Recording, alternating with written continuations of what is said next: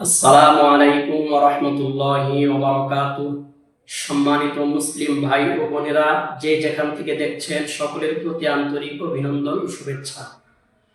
আরবিতে যে মাসটি চলছে পবিত্র জিলহজ মাস, আগামীকাল জিলহজ মাসের 9 তারিখ। 9 তারিখের ফজিলত অত্যন্ত বেশি।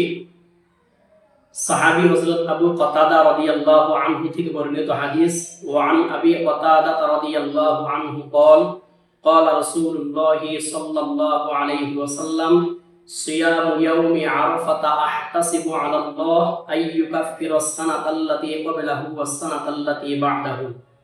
হযরত আবু কাতাদা রাদিয়াল্লাহু আনহু থেকে বর্ণিত, তিনি বলেন রাসূলুল্লাহ সাল্লাল্লাহু আলাইহি ওয়াসাল্লাম বলেছেন, আরাফা দিবসের রোজা রাখার ব্যাপারে আমি আল্লাহর কাছে আশা রাখি পূর্বের এবং পরবর্তী 2 বছরের গুনাহ আল্লাহ ক্ষমা করে দিবেন। সুবহানাল্লাহ।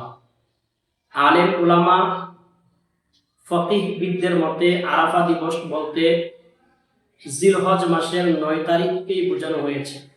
আবার কেউ কেউ বলেছেন জিলহজ মাসের 9 তারিখ আরাফা, সৌদি আরবের টাইম আরাফা সময় হিসাবে বলা হয়েছে। তো যাই হোক, আমরা আগামীকাল ইনশাআল্লাহ আরাফা দিবসের রোজা অর্থাৎ জিলহজ মাসের 9 তারিখের রোজা রাখার চেষ্টা করব ইনশাআল্লাহ। তাহলে আমাদের অতীতের এবং পূর্ববর্তী 2 বছরের গুনাহ আল্লাহ ক্ষমা করে দিবেন।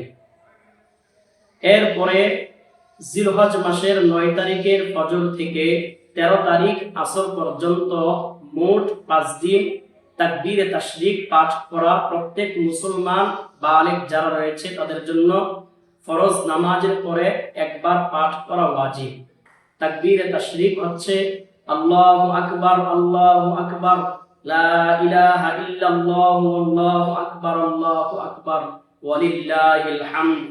বাংলাদেশের টাইম 2026 সালের জিলহজ মাসের তাকবীরে তাশরিক আগামীকাল বুধবার ফজর থেকে রবিবার আসর পর্যন্ত এই মোট 5 দিন প্রত্যেক ফরজ নামাজের পরে প্রত্যেক বালেগ মুসলমানদের জন্য তাকবীরে তাশরিক পাঠ করা ওয়াজিব।